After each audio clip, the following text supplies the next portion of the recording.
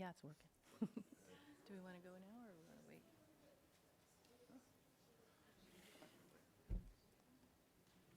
Yeah, I think we're. Welcome. Can you hear me? Is it? Okay, it's hard to tell from here. So welcome to the Inlet Theatre and welcome to spring, finally. My name's Leslie Douglas and I'm the new General Manager of Environment and Parks for the City of Port Moody. We're pleased to host the 2017 Bear Essentials Seminar. This seminar is intended to provide you with practical information on bear behavior, as well as tips and tools to help our community safely coexist with our bear community. In Port Moody, we're endowed with an abundance of natural areas that enable public enjoyment, as well as natural habitats to sustain rich biodiversity for wildlife and native vegetation. As a municipality located at the interface with urban development and large areas of natural habitat, human and wildlife interactions are inevitable. While the province has the mandate and jurisdiction to manage human, bear, and other wildlife conflicts in our community, the city supports the province through ongoing public education and outreach, such as tonight's seminar. Tom Saare is an instructor with the BCIT Fish, Wildlife and Recreation Program. He's a member of the International Association for Bear Research and Management, and as well, he's the chair of the North Shore Black Bear Network. Tom teaches wildlife safety workshops to students in the Renewable Resources Program at BCIT and to outside industry clients, kind of like us. Finally, Tom has participated in a number of bear management conferences and workshops, the most recent being the Wildlife Human Attack Response Workshop that was held last May in Whitehorse. Please join me in welcoming Tom tonight.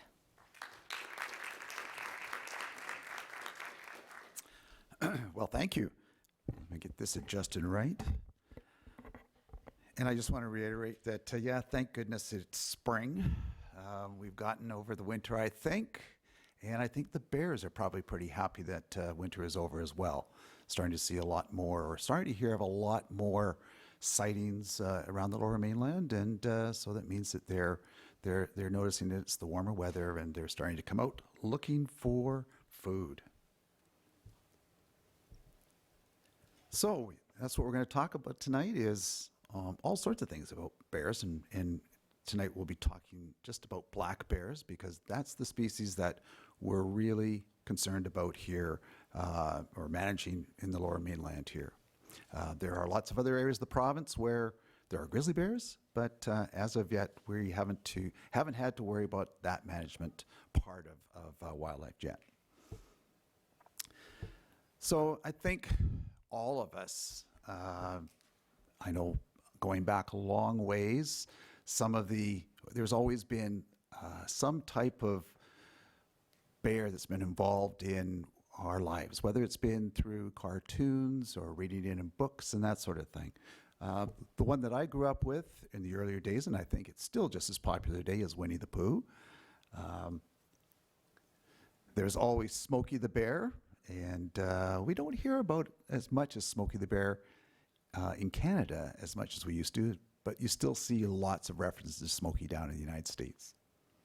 Of course, there was the Jungle Book with Baloo, and there have been lots of different things that have been fashioned after the Jungle Book, and I know that some of you may have been involved either as leaders or even as members at one time in the Scouting movement.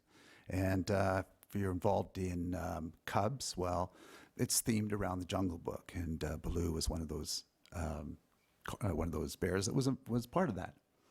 There's the Paddington Bear, and I know that's what my kids kind of grew up with. And then, of course, there was the classic, the Goldilocks and the Three Bears. So there was another one. So lots and lots of references to bears throughout our lives. And in a lot of the indigenous culture, bears are a very, very important part of their livelihoods as well. So where do we find black bears? Well, they're the most common species that we have in North America, and they can be found just about all over. It's estimated that right now, right across North America, there could be as many as 1 million black bears. So a very, very large number. And you'll see that their range extends all the way up into the Arctic regions and as far south as northern Mexico.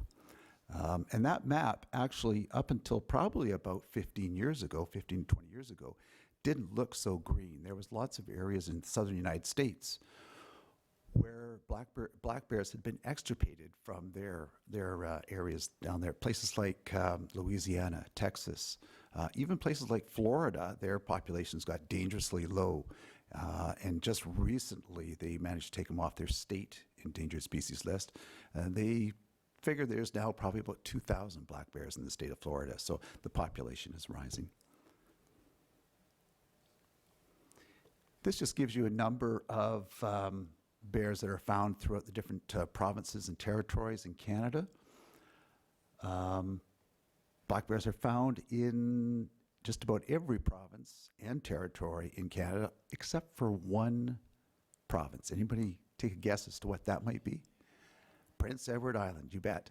And bears actually at one time were on Prince Edward Island, but have since been extirpated from the island. So it will be interesting, though, over time to see if they somehow manage to find their way over the Confederation Bridge or something like that and recolonize the island. You never know. They're fairly resourceful animals. In British Columbia, as you can see there, we've got we've got the highest number of black bears in all of Canada. Again, it's estimated there's between 120,000 and potentially 160,000 black bears in our province. So that's a sizable number of black bears. And the next, we're competing with Ontario, but they're still not as close as, they've only got about 100,000 estimated anyway. So let's talk about some bear facts. They're very long-lived animals. In the wild, they've been known to live well into their 20s, 23, 24 years old. But in reality, the average age of a black bear in the wild is probably about 18 years, 15 to 18 years. And a lot of that has to do with other types of mortality that may happen to them. And some of that can be being predated upon by, other animals such as grizzly bears, that sort of thing. And of course, there's always, human-wildlife conflicts, and that can take a toll on black bears as well, too, and particularly for some of the younger bears. There was one research bear that they looked at for a long, long time. And it had actually reached an age of 31 years of age. And their oldest black bear that in captivity ended up being about 44 years of age. So again, in ideal conditions, they can live for a long, long time. Okay, a question. Are all black bears black? True or false? I think the consensus seems to be false, and that is correct. Black bears come in a whole variety of colors. There's the black, which we typically see around this area, but you'll get a brown or a cinnamon colored bear as well too. And from time to time, we do see brown colored bears down in the lower mainland here. Where you do tend to see most of the brown colored bears are in interior areas of the province. And there's a suggestion that the reason we see a lot more brown bears up in those areas is the temperatures tend to be a little bit warmer, and having a lighter colored coat keeps them a little bit cooler. You can imagine having a black coat and living somewhere in the Okanagan, the heat would be a little bit tough on some of those bears. We also get what's called the glacier bear. It's kind of blue or grayish in color, and that's found up in the northeastern part of the province. And of course, I think everybody's familiar with the Commodore or the spirit bear, found up on the north coast of British Columbia and some of the islands and parts of the northern coastal mainland up in that area there. All right, another question. Bears have poor eyesight, true or false? Did I hear true? It's actually false. Bears, it suggests that they can see just as well as we can, okay? And one of the adaptations that serves them quite well is the fact that they can see quite well at nighttime. And so in an urban environment, I mean, most black bears in natural environments tend to be diurnal or more active in the daytime. But in an urban environment, a lot of bears will prowl around at night because that's when they can look for potential attractants, human attractants out there without being disturbed by humans for the most part. So having that ability to see at night serves them quite well. Bears can also hear very well, and probably just as well as humans can. But their classic, or what they live and die by, is that sense of smell, okay? Very, very acute sense of smell. It's suggested that they can smell about 100 times better than we can, 7 times better than that of a bloodhound, and can smell long distances away. And again, I've taken the more conservative figure that I've seen at about a mile or 1.6 kilometers away. And I'll show you. Part of the reason that they have a very, very acute sense of smell is if you look, and it might be a little difficult for some of you at the back there to see this, but they have a very, very large nasal cavity. That nasal cavity is filled with hundreds of thousands of nerves, and that's what gives them that very, very sensitive smell, okay?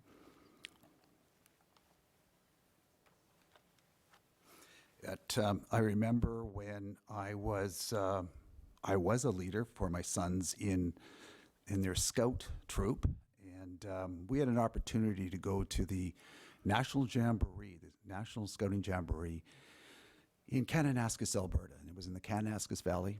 There were going to be 14,000 adults and kids at this jamboree. Well, the Kananaskis Valley has a very, very large population of both black bears and a considerable number of grizzly bears as well, too. Well, we got our list of the food that we could and couldn't bring with us. And on that list were things like bacon, sausages, that sort of thing. And at the time I thought, well, you know, camping, because we're going to be camping there for a week. I thought camping is, you got to at least have bacon. But yeah, then quickly realized that, yeah, well, if you had that many people getting up in the mornings, pumping up the camp stoves and frying up bacon and sausages, that there would be bears coming from all over the valley. So, and the interesting part about it, because there was such a concern about the wildlife in the valley, that the military was not only there for their medical hospital, but they also had sentries around the camp in the event that any bears or other wildlife might stray into the area. So, but there again, that shows that having that acute sense of smell, you need to be very, very careful.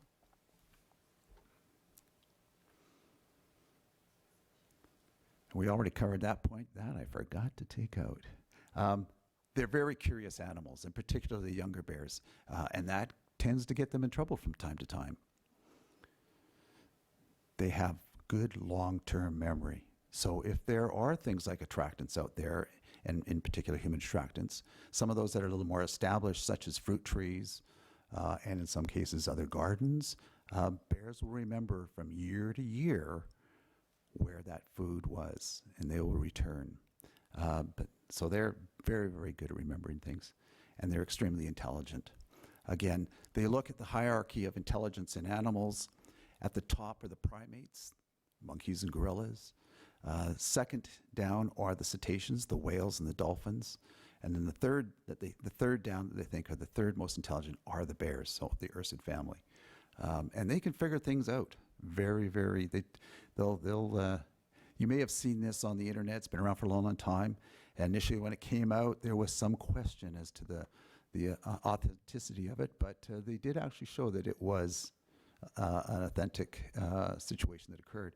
And this is back in Ontario. There was a fellow who enjoyed feeding birds, and he had an issue with this one particular bear that continued to return and get into his bird feeders. So he complained to the Ministry of Natural Resources, and they just said, take your bird feeder down. He didn't want to do that. So he thought, I'm going to beat these bears. I'm going to string this rope high up between a couple trees. that should take care of the problem. Well, this bear decided, no, there's a lot of caloric value to birdseed. And so he wasn't giving up on this that easily. So they're very intelligent and they're very, very resourceful. And in fact, in the state of Colorado, they have actually modified their building code down there because they were finding that bears were gaining access into houses and sheds because they quickly learned how to open up doors by rolling the door handle. And so now they've started to change the door hardware that they're putting on some of their buildings and that sort of thing to prevent bears from getting in. So again, very, very intelligent animals. So what do they eat? Well, although they're classified as carnivores, they're omnivorous in nature, which means that they actually eat primarily vegetation. So depending, of course, where in the province they are, but on average, probably about 75% of their diet consists of some type of vegetation. The other 16% of things like some other types of protein like meat. A lot of that will be, particularly as they come out of the den, they'll be looking for winter-killed deer and other ungulates. And so that's what they'll feed on for a while. And then, of course, they also will eat a lot of insects and root around on things like stumps and logs that are down the ground, going after wasp nests and ants and that sort of thing as well, too. But vegetation is, in fact, right now, as they're emerging from their dens, that's the first thing that we'll really start seeking out. We've got a lot of, now that spring is finally here, there's a lot of nice grasses coming up, horsetail, all those sort of things that are really, really nutritious for them at this point. And bears are very, very strong swimmers. It's amazing the distances that they can actually travel just by swimming. It's speculated that there's quite a number of bears that have been showing up on Burnaby Mountain. And they think that there's the potential that they're coming over from the North Shore, swimming over Bard Inlet and getting onto land at Burnaby Mountain, going up to the mountain. And then over the last number of years, they've actually been coming down places like Stony Creek and making their way down into the Burnett Greenway and then over into Burnaby Lake Regional Park and that sort of thing. So, so yeah, they're very, very strong swimmers. We were up in the Kootzmatine Valley a few years ago and are amazed at just watching these bears. That up there were grizzly bears, but just watching them swim across the estuary in huge, huge distances. So, so they're pretty amazing at the different abilities they have. I think you've all heard that you never run from a bear. Part of the reason being is that although some bears can look very, very awkward, especially some of those bigger bears, they lumber around. Well, in fact, they can clock some very fast speeds, anywhere from 50 to 55 kilometers an hour when they really want to get going. They can't sustain that over a long distance, but they're going to outrun you quite easily if you try running from them. And there is a bit of a myth that bears can't run downhill. Well, in fact, they can run just as well downhill as they can uphill, okay? And of course, there's the hibernation or torpor, or it's being also tend to just be called their winter sleep because they're not true hibernators. Their heartbeat does drop, like some other animals. And the body temperature, it says, doesn't change significantly. It may drop maybe about 10 degrees, as opposed to, say, a true hibernator, something like a small mammal. In some cases, their body temperatures may drop almost down to freezing, but not quite to freezing. But bears generally down about 10 degrees Celsius. During that time when they are sleeping, unlike other hibernators will from time to time get up and they actually will go and feed and that sort of thing. Whereas bears, when they do go into that deep sleep, they don't urinate or defecate. It's all absorbed back into the body. And unlike true hibernators, if you disturb a bear in a den, they can wake up fairly quickly. And there's been some people that have been pretty surprised when they've been out there snowshoeing and all of a sudden a bear comes out of the den very quickly. In most cases, what they'll do is they just hightail it out of there. Yeah, they can wake up quite quickly. Where will you find these dens? And the reason that I'm putting this in is because they're starting to find that bears are, those that have become really used to the urban areas, are starting to den in fairly close proximity to some of our communities. You'll find them in places like tree cavities, like this bear here, even just little depressions underneath thick mounds of bushes and that sort of thing. Under large boulders, they can dig their way under there, and the boulders are relatively secure in the ground, and so they can get under there and be quite comfortable. And of course, under logs as well, too. And of late, they have been starting to find that bears are hibernating in buildings. There's been a number of cases now where it's been reported of finding bears underneath people's decks, just bunking down under there for a while. And so I know we have, I live in a 2-story house, and we have a nice deck on the back there. And I store lots of things underneath it. At the highest point, it's probably about 5 feet, so I can almost walk under there. But now I'm starting to peer in there just to see if there's any eyes looking out at me, because actually we did find some raccoons that were actually hanging out there for a while.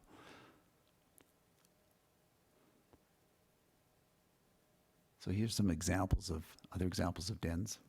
This one is just one that's been excavated into the ground, and one that's higher up in a tree.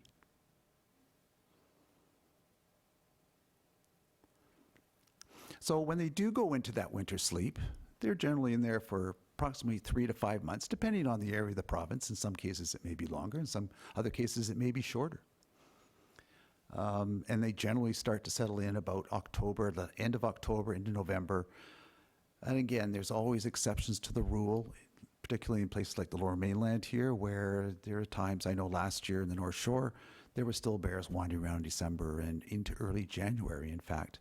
But then I think they finally got the message with all the snow and the colder weather that we had.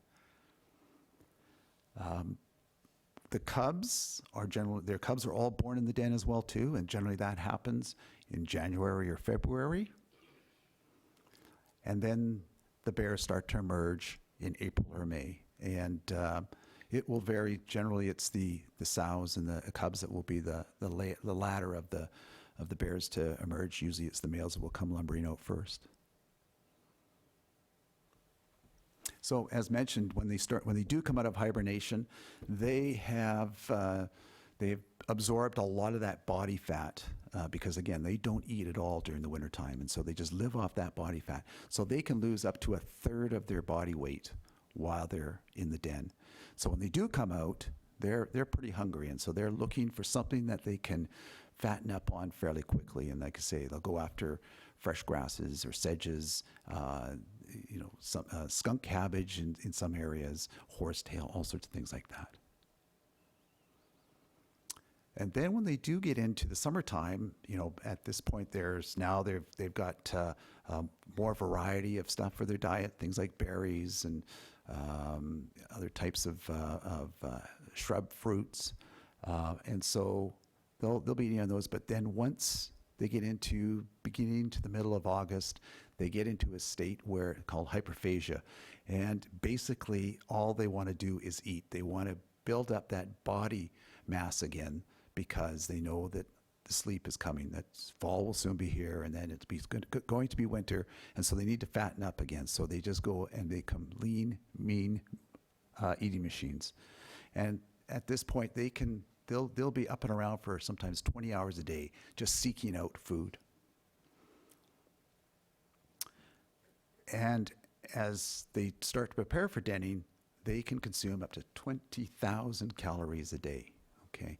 So that's when you think that, say, an average person, 2,000 calories for some people, that might be quite a lot, but 2,000 is for, say, an active person is what they're going to, so 10 times that amount per day. And if you kind of looked at what that might be in terms of human food, if we were to eat that much, you'd be looking, you can see that's it's about, if you took 5 kilograms of turkey at about 7,000 calories, all the way down to 20 rolls with butter at 2,000 calories. And so there's your 22,000, a little over 22,000 calories per day. And if you did that in a month, that's 607, it's been a long day. I've been lecturing all day, so you can see the figure up there.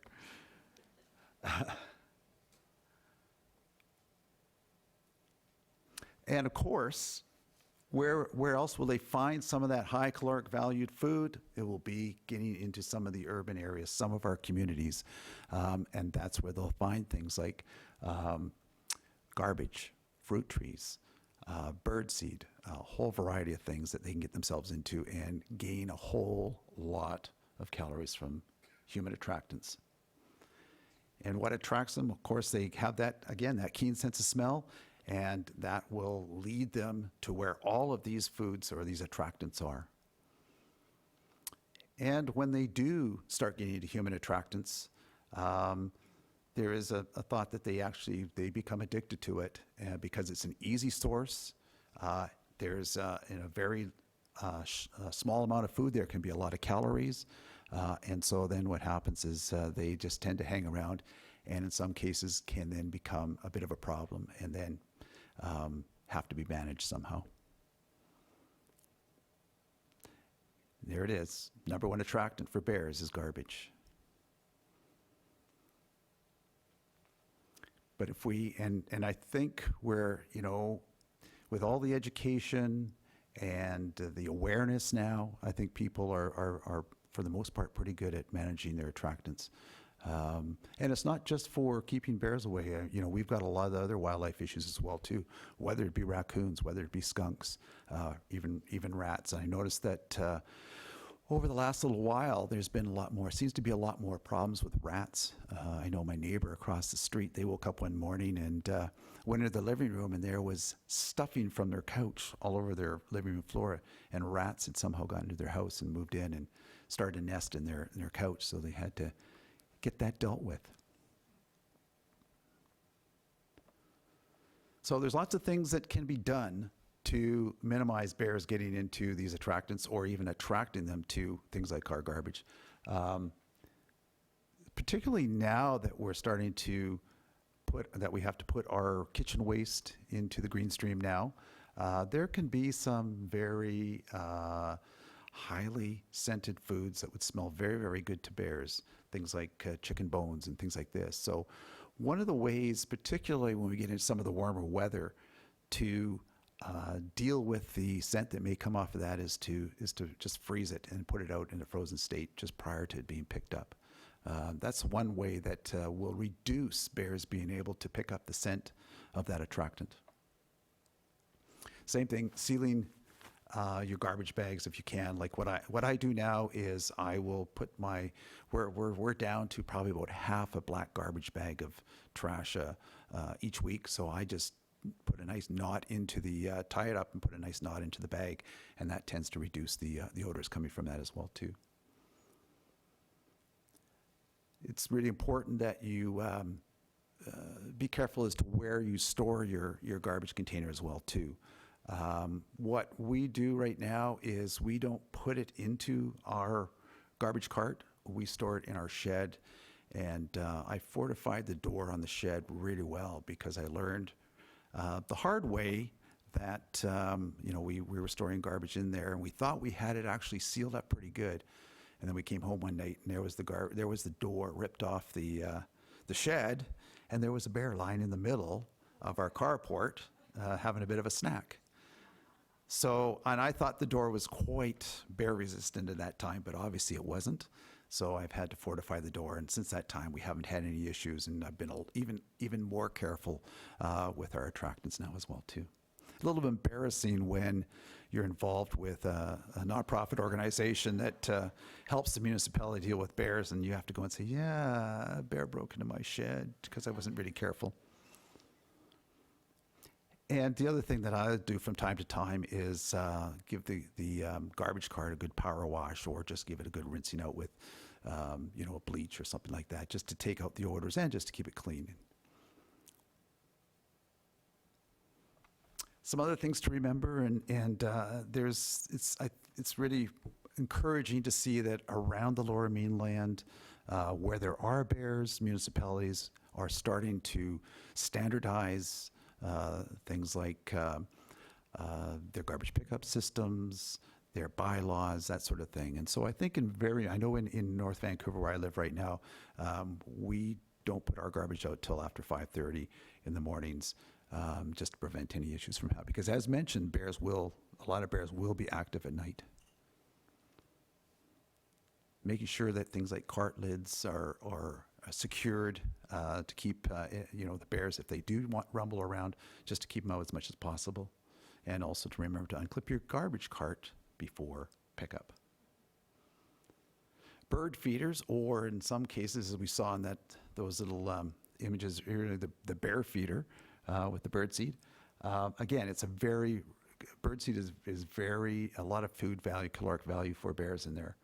And just 1 kilogram of black oil sunflower seeds can provide a substantial amount of calories, up to 3,500 calories for the bear.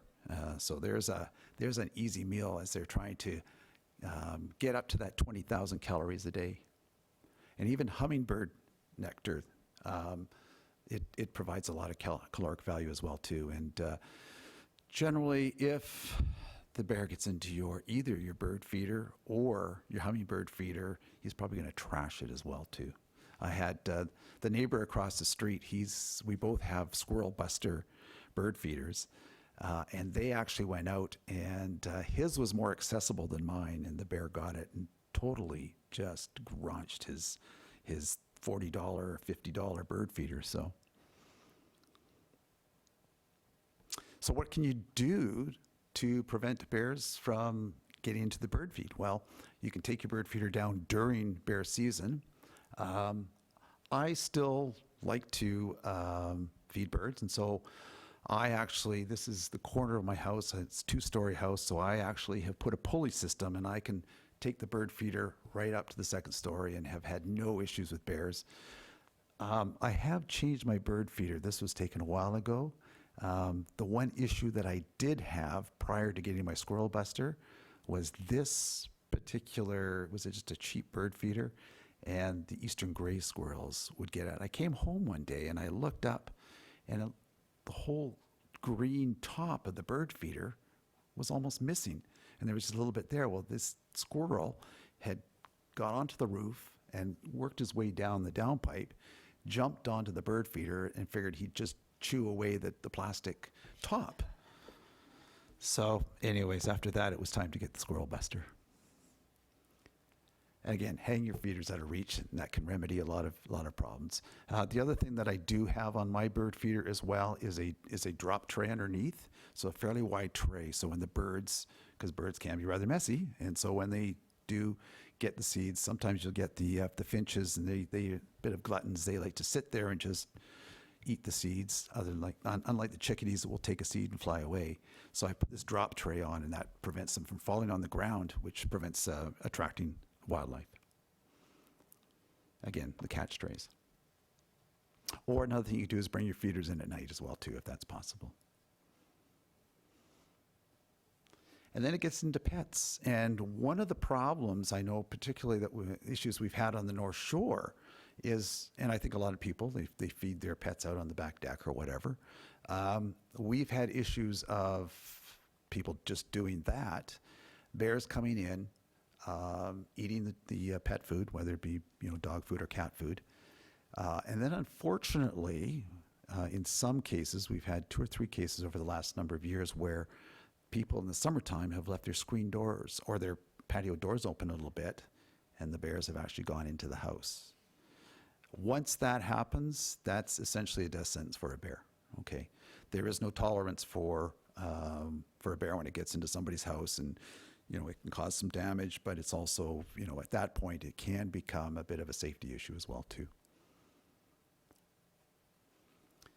Fruit trees, that is another big one. And it can be a really large attractant for bears. You can see the bear in the bottom there. He's just up in the tree there having a grand old time with all the apples and that sort of thing. Pick your fruit when it's ripe as often as you can. Make sure that you're not leaving fruit on the ground, because then that just makes it even easier for not just the bears again, but some of the other wildlife that may come around. You know, bears can cause some damage to things, but one of the other animals that really enjoys fruit that will be on the ground will be skunks. The last thing that you want is to have an issue with a skunk getting underneath your house or even in your house, because then that is not a good news story if they were to get in and happen to spray in the house or whatever, or even underneath your house. And if you do pick your fruit, make sure that you take it inside and secure it away. And there are some situations where if the people are no longer utilizing the fruit from the trees or whatever, that sometimes it may be advantageous just to take the fruit tree down.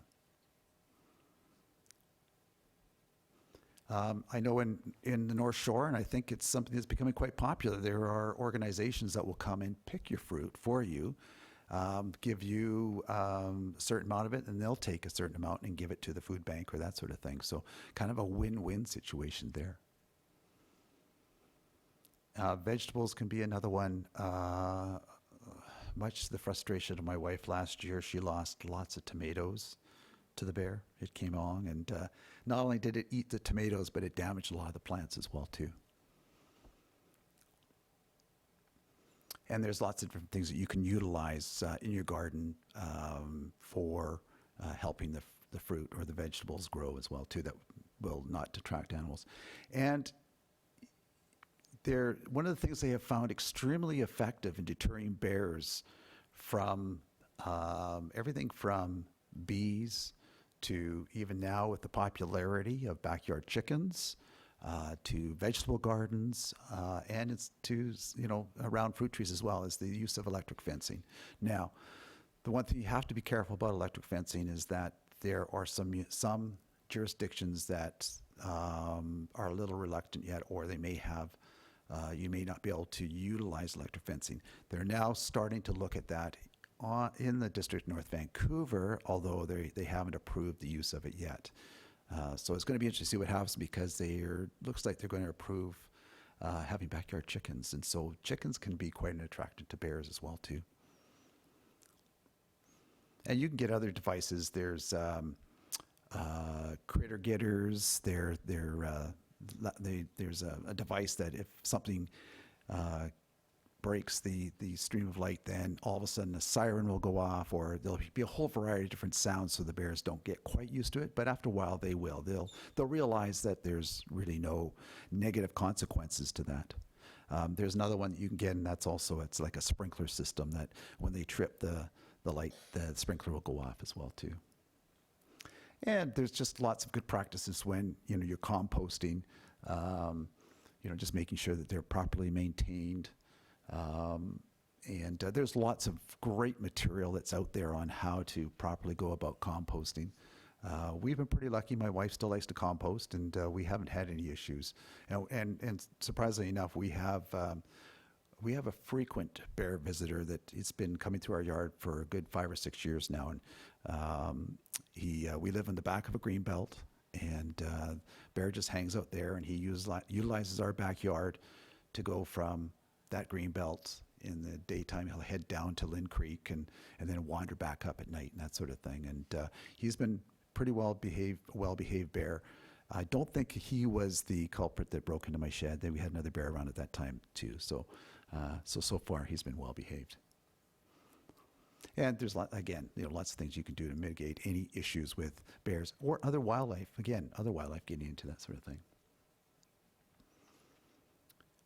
And then I know that it was interesting because when Metro Vancouver announced that we were going to go to the, add more to the green waste, such as our kitchen waste and that sort of thing, the North Shore Black Bear Society was a little bit concerned because we thought, oh, we're just getting on top of things as far as getting people,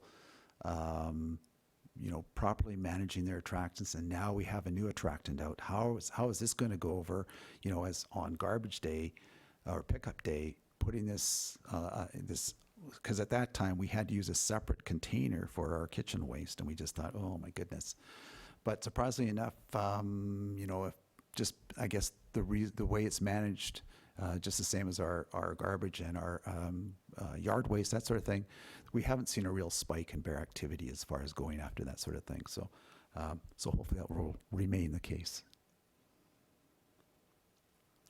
Barbecues. There's another easy picking for bears, and we once in a while we'll hear of somebody's barbecue getting knocked over or ripping the cover off and trying to lap up the grease or any food residue that's left on the grills. And there's lots of ways, again, just mainly by just keeping your barbecue clean, you'll reduce those issues of the bears getting to it. Same thing, it's all where you store it. Freezers. I don't think it was last year, but the year before, we had 2 places in North Vancouver where they had freezers out on their deck. And one case, they lived near a ravine, so the bear dragged the freezer down the ravine and got into it. Had quite a feast. And then there was another household that had the same thing. And it always reminds me of a story. My mom used to live up in Caslow, which is up in the Kootenays. And she used to keep her freezer out on her deck. And they have both black bears and grizzly bears up there, but never really had too many issues. And then one morning she got up and she looked out her window, and all she could see was this big hairy back out on her deck. And here was this mother grizzly trying to pull the freezer out into the yard. And there were the cubs waiting out in the yard for her to bring it out there for him. So, so then after that, she dealt with her freezer in a proper way. And anything like gasolines or oils can also act as an attractant as well too. We were doing some vegetation management and some habitat improvements, and so we had the students using some chainsaws and brush cutters and that sort of thing. And so one of the students left a little gas can behind, and we came back the next day and we found the gas can a distance away, and it was just punctured with holes. So the bears had gotten into that, or a bear had gotten to that. I don't know what that stuff did to its stomach, but it like that. I've actually also seen bears getting up on the tracks of excavators, and sometimes the operators will leave half tubes of grease on the tracks, and they get in there and they'll actually lap up or squeeze the grease out of those tubes and eat that as well too. So anything that has a scent to it that they might think is food, they'll try eating it.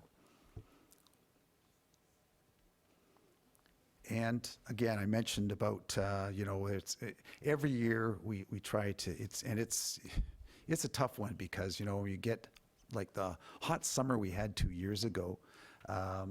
You're getting all sorts of issues happening where bears were getting into houses and stuff just by leaving the door open, and a lot of times the patio doors lead into your kitchen.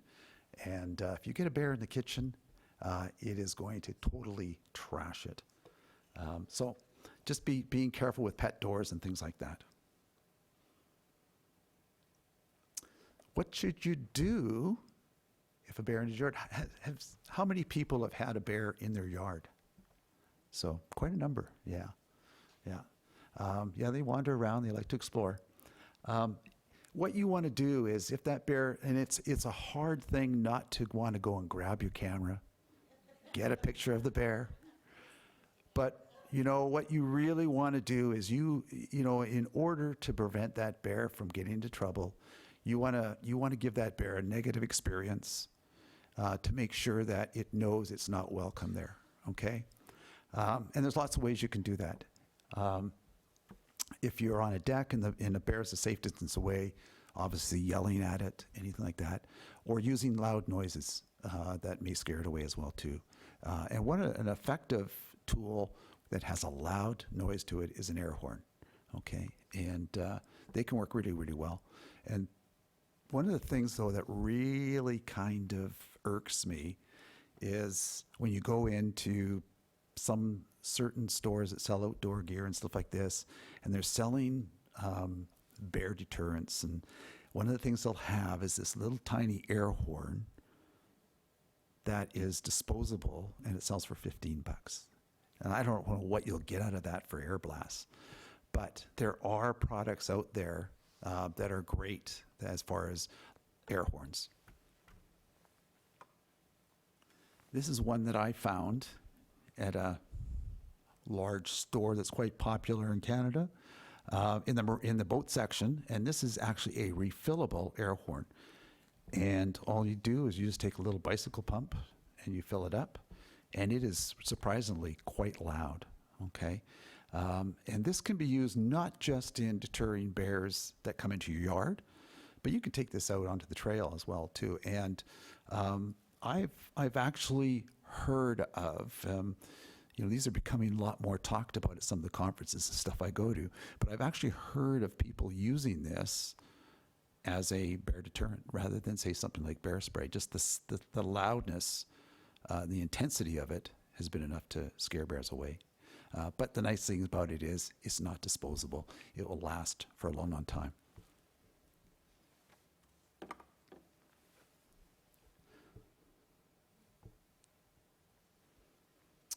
And once that bear has left your yard, once you've been able to scare it away, check around just to see if there is anything that may have attracted the bear to the yard. And if there is, just kind of move it out of the area. And again, it can be potentially something that maybe your neighbors have in their yard as well. And for us, some of the fair weather folks that like to be out on the nicer days when you're out in the trail, again, we are entering that time when the bears are coming out out of the den, and we're going to be seeing and hearing more frequently of sightings and things like that. So when you are out there, again, you want to make sure that the bears are aware that you are in the area. So making noise, and a lot of times that can be just as simple as some loud conversation. If there's a number of you there, a lot of times that will do it. And there's probably a good portion of the time there's bears all over the place, and well, I shouldn't say all over the place, but you're going to find them in a lot of areas, green belts and that sort of thing. And you have to remember, particularly this time of year, when they've come out of the den and they're looking for food, they don't want to run into humans, because anytime they run into humans and there's a potential for conflict, that conflict, they burn up a lot of valuable calories. And so avoidance is something that they practice a lot as well too. And so just by making noise, they'll probably clear out of the area. Keeping dogs on a leash, or at least under control, is really, really important. And again, from firsthand experience, we had our dog a number of years ago. We were working out in the bush, and we had stopped there was three of us. We'd stopped for a rest, and the dog, being a dog, just took off into the bush. And all of a sudden, we heard a yelp. And we thought, uh-oh, because we had seen porcupine out there earlier, so we thought maybe he'd gone to a porcupine. But within seconds, you could hear the bush crashing, and we looked up. Here comes the dog, ears back, tail between his leg, and he is moving. But then right behind him is a black bear. Well, the three of us, we automatically just jumped up. Now, I don't even know, we just simultaneously did that. Whether all three of us are going to run in some direction, I don't know. But we didn't have time to do that anyways, because what happened was, though, fortunately, the bear, I guess, saw the motion of us getting up or jumping up, and he stopped and then turned around and went the other way. So, but that could have been a little bit more of a precarious situation had the dog brought the bear all the way back to us. So, extremely important to keep them either on leash or at least under control. And there are some cases where bears can actually act as a first line of defense system, in the sense that they'll pick up, they'll sense if there's a bear or maybe potentially even a cougar in the area, and they'll start acting really skittish and that sort of thing. So, so sometimes they can be, they can be a warning system for you as well too. And this is really, really important for those that run or cycling. You're moving quite quickly, particularly if it's along a trail, and very often quite silently. And so the bear may not pick up that you are in the area. And then next thing you know, you're in very, very close proximity to a bear situation, to a bear encounter. So that's something to really be wary about. Same thing if you're out there running, I've seen people cycling too with earbuds in, listening to music, and you're not going to be able to hear anything, that even some of the smaller noises that might be out there that could indicate there is an animal in the area. So just be careful with that. And in fact, there was a situation, an unfortunate situation that occurred last year. You may have heard about it down in just outside of Glacier National Park in Montana. There was a fellow who was out mountain biking, and he was moving very quickly down a trail. He came around a corner, and there was a grizzly bear on the trail. He actually hit the grizzly bear with the bike. He flew off the bike down on the side of the trail, but unfortunately, you've got an agitated grizzly bear, and it actually attacked him, and the outcome was not good for him. So they've actually now, as a result of that, the report on that incident was just released in February, and there was a companion report that came along with that, suggesting proper travel for mountain bikers in bear country and that sort of thing. So. And of course, respecting trail closures. If you do see trail closed due to wildlife, trail closed due to bear activity, that sort of thing, that sign is there for a reason, and for your safety and for the bear's well-being as well too. Just don't go down the trail. So your avoidance. The best thing that you can do when you're out there is staying aware and alert of your surroundings, and that's keeping an eye on what's happening in front of you and all around you, and behind you as well too.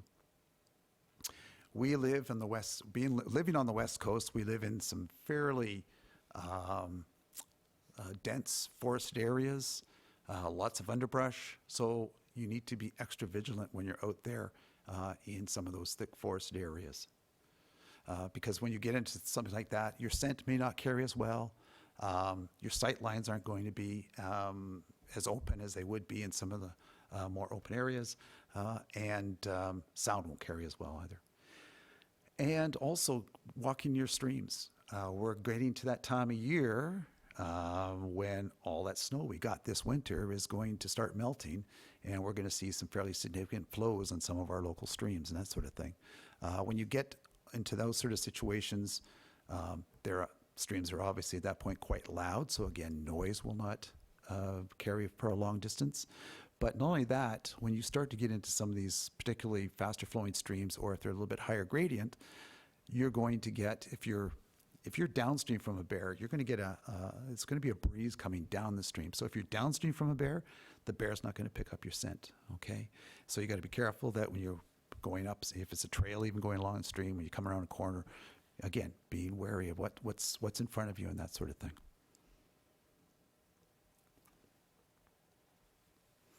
It's always advisable to walk and hike in groups, and not just from a wildlife safety perspective. Very often, if you're going into an area that's a little bit, outside of the community or whatever, just from a safety perspective, being at least with one other person in case, you were to have a fall or break an ankle or that sort of thing, that you've got somebody that can go and get help. But when you look at some of the situations that have happened with wildlife, and in particular with bears, when they've looked at encounters or situations where there's been 4 or more people, there's never been an attack on that many people. So the bears generally think better of the situation, knowing that they're far outnumbered, that they're probably not going to fare that well if they were to get too defensive or whatever. And knowing what the local food sources are. So this time of year, I just noticed anyways, we're starting to see the salmonberry come out. Well, the bears will be feeding on salmonberry. And after the salmonberry, it's going to be red elderberry. And after red elderberry, then we're going to start getting into huckleberries and in some of the local, we're not that far from some of the areas where there's actually blueberry farms as well too. So just knowing what some of those seasonal food sources are. And of course, when we get into late summer and into the fall and the late fall, it's going to be returning salmon. And it's, we've done an amazing job, I think, at restoring a lot of the chum salmon and coho that have been coming back in some of the local streams. And so it's a pretty magnificent thing, but I think the bears think so as well too, because they know that that's a fairly good resource. We were working on the Alouette River with some of the students last year, and there was a bear just in the middle of the river, not too concerned that we were there. He just splashing around and trying to go after some of the chum salmon that were coming upstream. So it's pretty amazing to watch. Bears tend to be more active at dawn and dusk. Particularly the summertime, it's the cooler time. They'll bed down a lot during the heat of the day into the afternoon. So for the most part, they tend to be more active at dawn or dusk. So that's where you want to be careful. I know a lot of people also like to be a little more active, particularly if they're running and things like this. So that's always a good time to be careful. And of course, being able to recognize bear sign. And if you do get into an area where you see lots of things like scat or tracks, you avoid that area and go somewhere else where it may be a little less frequented by bears. So what do you do if you do encounter a bear on the trail? The first thing is stay calm. And in most cases, if you were to actually come across a bear, it's probably going to just turn tail and get the heck out of there, okay? Black bears are the more shyer of the two species that we have. And one of the things that I find frustrating about black bears is from a photography perspective, because they don't hang around, they're a lot more difficult to photograph. And so, not that I'm saying go look for bears and photograph them, but sometimes when you get into an area, if they're a distance away, and you got the proper lens, you can get some good pictures. So stay calm, don't run. Remember, we talked about bears can run extremely fast, 50 to 55 kilometers an hour. So they're going to catch up with you fairly quickly. Okay, so now you stayed calm. You're not running, you're standing your ground. All you want to do now is just talk to the bear in a calm voice, okay? You don't want to start yelling at the bear at this stage of the game, because that bear may start to be a little bit agitated or nervous as well too. And so what you want to do is, if the bear is acting nervous, you'll start seeing signs of that.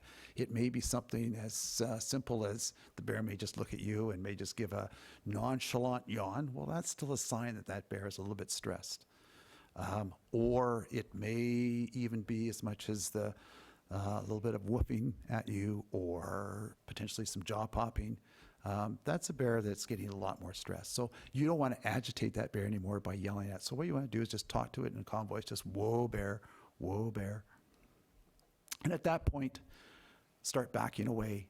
And once you've got some good distance between you and the bear, then just turn around and head out the way you came. If you do have to go in that direction, then just take a wide sweep. But at the same time, just keeping an eye on what that animal is doing.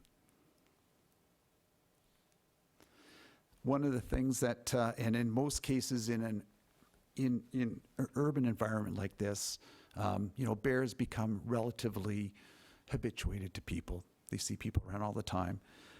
So what will happen is that bear, bears just like us, they have a personal space. Okay, and what you want to do is not enter into that personal space, because that's when the bear could start being a little bit defensive. In areas like we have here, where they become quite used to people or habituated to people, their personal space may be quite small, okay? So those hikers, they've got some latitude there as far as getting themselves out of that situation. They could back out of there quite easily. But if that bear has not had a lot of interactions with humans, or has maybe had a lot of negative interactions with humans, then it's going to have a fairly large personal space. And so now they may not have as much leeway. That bear will probably start being a lot more defensive or a lot more nervous at this stage of the game. So just understanding that bears, like us, they have their own personalities, they have their own personal spaces. and will react certain ways if you get into that personal space. And then, got to talk about the Conservation Officer Service. These are the folks that are on the ground that have to manage some of the situations, and sometimes they're positive situations, sometimes they're negative situations, depending on what's happened along the way there. It's always good to give the COS a call if you do have bear sightings. One of the reasons being is that for the most part, if it's just a routine sighting, then they're not going to respond, but they still like to have the sighting data. And that data right now, or those calls, are all given over as well to an organization called WildSafe BC. And WildSafe BC used to be called Bear Aware BC, but now it's WildSafe BC because they not only just try to educate people on preventive things with bears, but also with other wildlife too. If you go on to the WildSafe BC site, there is something on there called the WARP map. And what WildSafe does, it takes all of that sighting data, not just on bears, but on things like cougars, deers in urban environments, and it plots them on an interactive map that you can go on there, and you can actually bring that map up and look in your area to see what sightings have been recorded or reported in that area. And all of the animals that will be on there will be color-coded, meaning was it a bear that was called in due to attractants? Was it a bear that was called in due to just traveling through a neighborhood? So all the different sightings are all color-coded as to what the animal was doing at the time as well too. So there's the RAP number, 877-952-7277. So when will the COS respond? If you've got a persistent attractant that's out there, then something that's not going to be dealt with quite easily, then the COS will respond and they'll try to deal with it in some form or fashion. If you've got a bear or other wildlife that can't be, bears or say, that sort of thing that can't be easily deterred, then they'll come out and they may do some hazing to get that animal to leave the area. They definitely will come out if there's a bear that's around in a public area, like a park, that sort of thing. And also they take cougar sightings quite seriously as well too.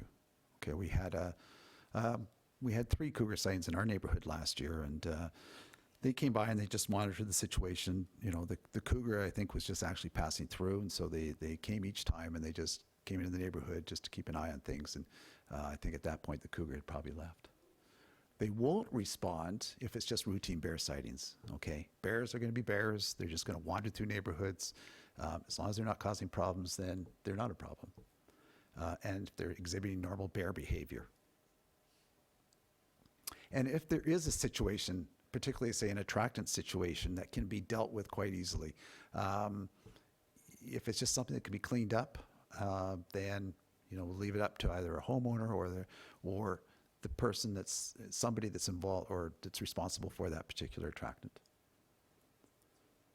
So if you want more information, and there is lots and lots and lots of information that's out there, but of course there's the City of Port Moody, the Bear Essentials program. As I mentioned, WildSafe BC, there is lots and lots of good information there. The Get Bear Smart Society out of Whistler, again, a very comprehensive website that has all sorts of great stuff on it. And then the Conservation Officer Service website as well too. So you'll get all sorts of tips and points off of there as far as managing bears, or just if you're just curious about bears and want to learn a little bit more about them as well too. There's a lot of good book resources out there as well. The one that just came out with a second edition and a revised edition is Living with Bears, A Practical Guide to Bear Country by Linda Masterson. And it's a very, very good book. There's, in fact, there's a lot of the agency personnel now, some of the bear biologists. I know in Washington State, the bear biologists there actually endorsed this book as far as, and wrote the preface to the book as well too. And then there's Living in Bear Country. It's a DVD. It's a part of a series. There's 4 DVDs in that particular series. This is Living in Bear Country. There's Working in Bear Country. There's Staying Safe in Bear Country. And then there's also one for those that live north of us that deals with polar bears as well too. And that's the end. So, questions? And if you have a question, and just so that everybody else can hear, if you could just come up to the mics, and I'll be happy to answer anything.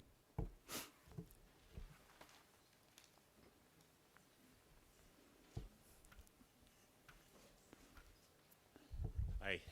Two questions, actually. One is just a curiosity. The new Discover BC Parks plate.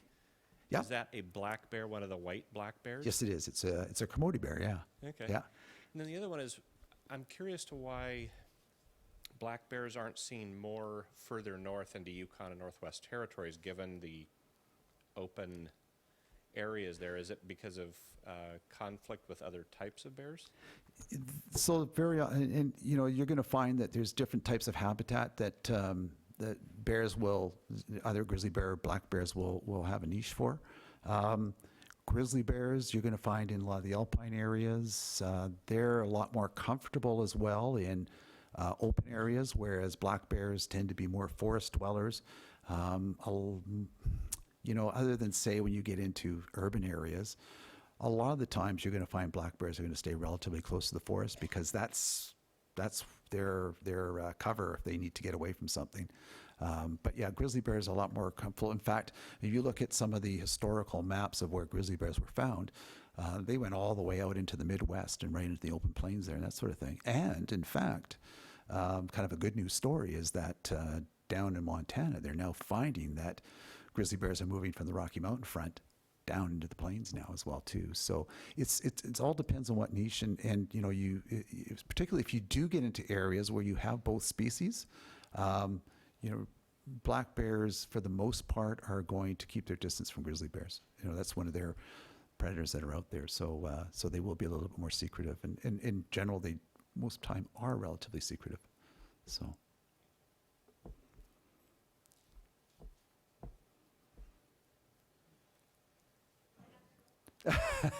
Don't be shy. So in one of the earlier slides, you had, it had said something about deterring bears with whistles, but then you didn't Yep. talk about it. How good are they? Well, you know, I think that if you're out there, I mean, they certainly are. They are a tool that you can use. I put them on there because they, you know, there's a lot of folks that work in industry that are going to be out in a forested area, and besides having a whistle for safety, it's often suggested that they have their whistle in case it, you know, confronted by a bear as well too. And sometimes just that loud noise, if it's loud enough, will scare the bear away. But I really wanted to focus more on the air horn. It also then that gets into the topic of bear bells. Again, I think in the area that we have here, bear bells may be useful to some extent, but bears will get used to it. And there's some situations where bear bells have literally become dinner bells because it just takes a few people to be careless with their attractants. You know, there's in cases where if you get a lot of people that are going out into a remote area, for example, and you know, you've got a few people that are just careless with what they do with their food, and all of a sudden bears frequent that area and they start to realize that, you know, oh, here comes those bells. If we hang around, maybe these people might leave something behind, or maybe in some cases, people that don't have a thorough understanding of what wildlife is all about. You know, there's still some that go out there that think that, you know, it's Yogi Bear and Boo Boo kind of thing, and in some cases are hand feeding bears, and so that is really, really dangerous. And so if they start to associate bells with human food, then that can draw them towards people as well too. I know there's been situations where bears are actually even drawn by gunfire. So you get into areas where there's a fair amount of hunting. You know, I know that it happened to a fellow a number of years ago from Maple Ridge who was hunting up around the Prince George area, and they shot a moose. But it was later on in the day, and they weren't able to get all of the meat out. So they just left the moose there, what was left of it, packed out the meat they could. They came back the next morning, and a grizzly bear had taken over the carcass. And one of the fellows was actually badly injured because the bear became very defensive as they got close to that food source and attacked him. So, but yeah, just the shot, because even if they do remove all the food from the area, there's usually a gut pile there.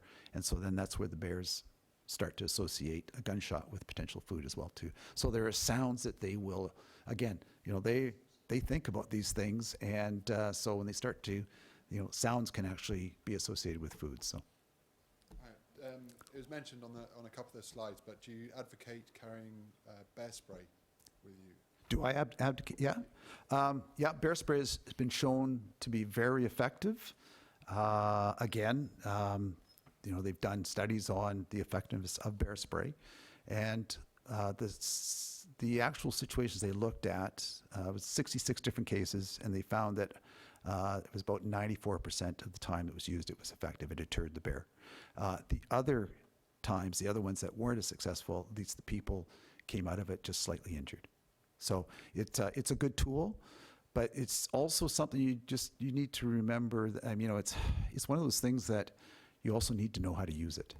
And it's not that difficult, but I have been, every year we take our students up to Garibaldi Lake for 3 days, and it's in September, so it's still very heavily used up there.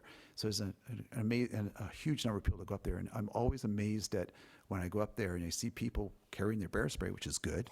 But when you buy it, it comes wrapped in cellophane, and then it also has a zap strap to secure the safety.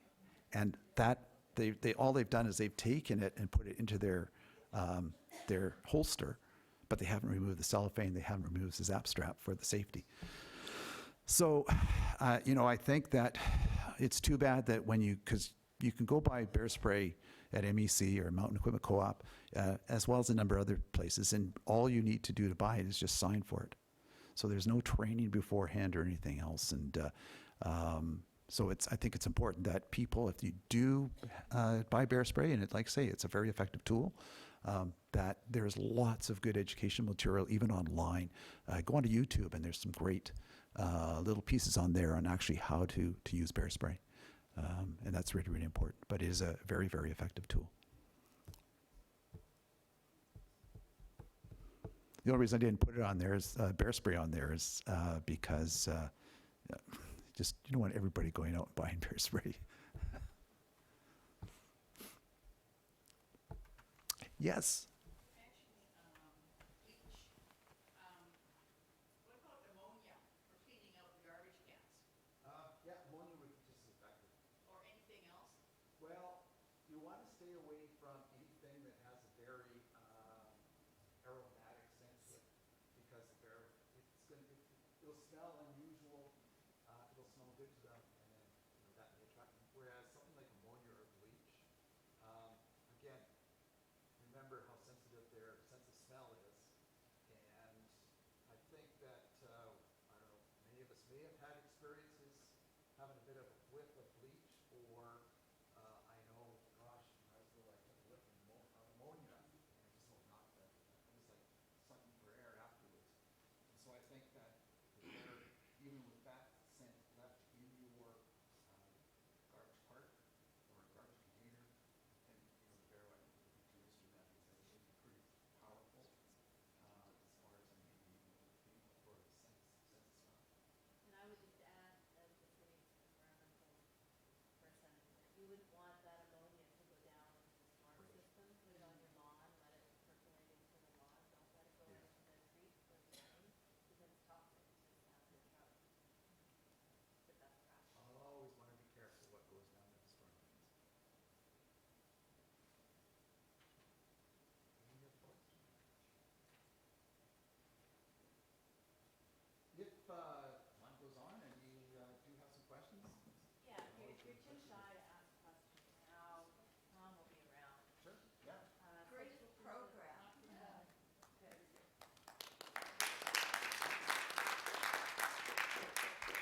Thanks, Tom. So I just wanted to add that did people notice when you came in that we have the solid waste bins outside? So we've got some examples. We're doing a pilot coming up at the top of Heritage Mountain for the new houses. We're going to put 26 of the new bear-proof garbage and green waste bins that have a different locking mechanism. So we'll report out on that next year.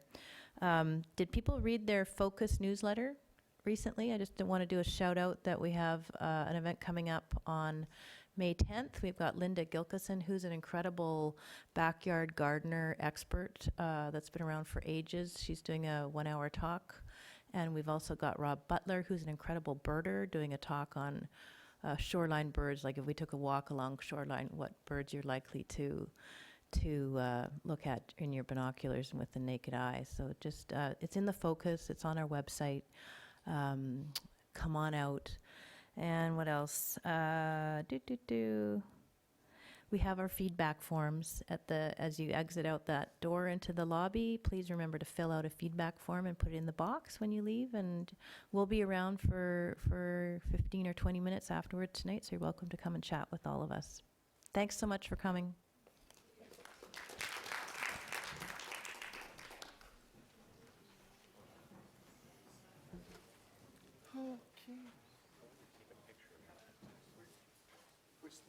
This is a Canadian Tire. Yeah. So basically, just all you're doing is just use that. I got just a little bicycle pump. I pump it up, and then all you do is there's nothing. I've got it played right now, but as soon as you depress that, and it's actually quite calm. Cool. Yeah. I like that And it was about I think when I bought it a couple years ago, it was about $20. I think it's about $24 like now. that it's rechargeable, Yeah. not disposable. Yeah. I get so tired of throwing stuff Oh away. yeah.